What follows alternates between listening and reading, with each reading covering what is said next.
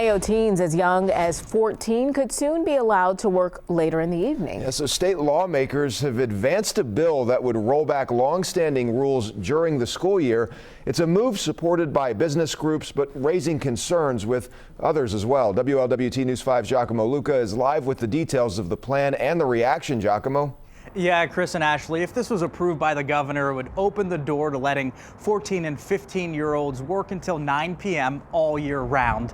Now, supporters say it would really help out businesses while also teaching that important work ethic. Meanwhile, critics, they say it would be really bad for young people's education.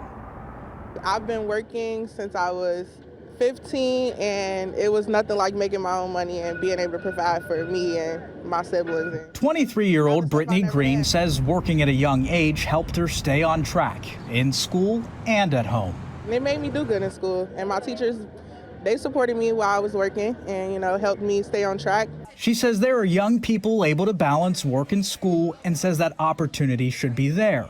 Now a proposal on the way to the governor would extend the time 14 and 15-year-olds can work during the school year from 7 p.m. to 9 p.m. with their parents' permission, though some have concerns about how that would harm their education. If they're in school, they have a lot on their plate.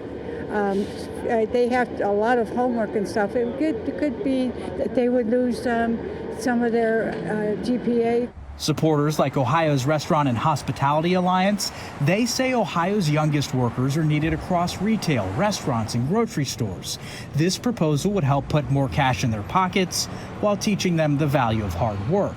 But 14 and 15-year-olds can be paid the federal minimum wage of $7.25 an hour, less than the state minimum.